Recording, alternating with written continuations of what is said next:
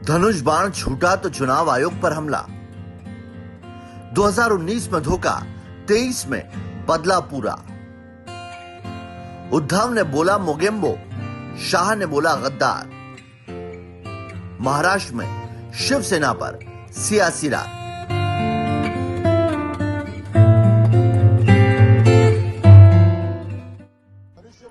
Shiv Sena party और उसके निशान को लेकर उद्धव ठाकरे गुट हार मानने को तैयार नहीं है। उद्धव गुट अब सुप्रीम कोर्ट में चुनाव आयोग के फैसले को चुनौती देगा।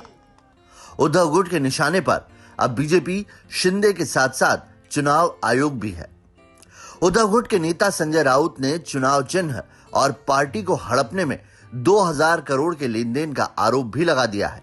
देश को अवगत किया है कि जिस तरह से शिवसेना और शिवसेना का जो निशानी है तीर कमान, वो हमसे छीन लिया है। वो न्याय नहीं है, वो सत्य नहीं है, वो एक व्यवहार और व्यापार हो गया, खरीद लिया गया। और अब तक 2000 करोड़ रुपए की लेन देन उस मामले में हुई है, सिर्फ शिवसेना से चिन्ह और नाम छीनने के लिए। ये मेरा प्राथमिक अंदाज है, जिसे आप एफआईआर कहते हो, first information report, this is FIR. चुनाव आयोग के फैसले के बाद एक तरफ उद्धव गुट बौखलाया हुआ है, तो दूसरी तरफ एकनाथ शिंदे गुट में जीत के बाद का संयम देखने को मिल रहा है। पीएम नरेंद्र मोदी के शासन पर आधारित किताब मोदी 20 के मराठी संस्करण के विमोचन के मौके पर एक बार फिर एकनाथ शिंदे ने बीजेपी और अमित शाह को समर्थन देने के लिए धन्यवाद कहा, जिसके बाद केंद्रीय मंत्री अमित शाह ने एकनाथ शिंदे की बात को ही दोहराते हुए उद्धव ठाकरे पर निशाना साधा।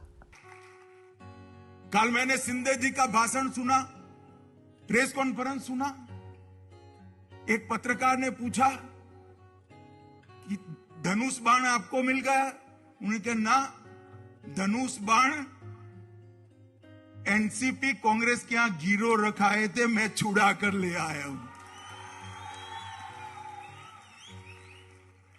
हमारी छोड़िए, इन्होंने बाला साहब की विचारधारा और शिव सैनिकों के साथ भी धोखा किया था। दरअसल शिंदे लगातार उद्धव ठाकरे पर विचारधारा से समझौता करने का आरोप लगाते रहे हैं।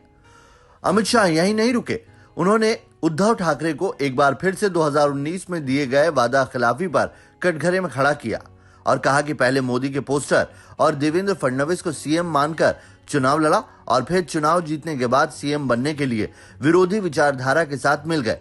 ऐसे धोखेबाजों को सबक सिखाना बेहद जरूरी है। मित्रों, चुनाव में हार होता है, पराजय होता है, जीत होती है, विजय होता है, परंतु जो लोग धोखा देते हैं ना, उनको कभी बख्शना नहीं चाहिए, वरना धोखा करने वालों की हिम्मत बढ़ती है। अमित शाह के हमले के बाद उद्धव ठाकरे भी कहां चुप रहने वाले थे।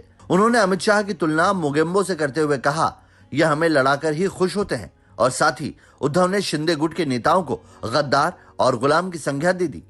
कल कोई आया था पूना में, कहते हैं, उन्होंने पूछा क्या कैसे चल रहे महाराष्ट्र में, तो कहा कि आज बड़ा अच्छा दिन है। तो क्यों?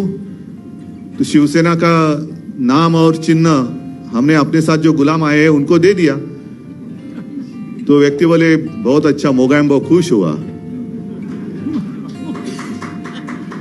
ये मोगेम्बो है, मिस्टर इंडिया अगर आप याद करें तो उसमें यही है ना, मोगेम्बो यही चाहता था कि देश में एक दूसरे के साथ लड़ाई हो जाए, लोग आपस में लड़ते रहे और वो लड़ाई में व्यस्त रहेंगे तो मैं राज करूंगा। महाराष्ट्र की सियासत में उद्धव ठाकरे अब उस मोड़ पर पहुंच गए हैं जहां वो सब कुछ गवा चुके हैं। पिता से विरासत में मिली पार्टी की संपत्ति, सत्ता और संगठन। ऐसे में अब वो एक ऐसे नेता की छवि बनाना चाहते हैं जिसका सब कुछ साजिश के तहत छीन लिया गया। अब देखना होगा पार्टी गंवाने के बाद महाराष्ट्र की सियासत में उद्धव का अस्तित्व क्या रह जाता है।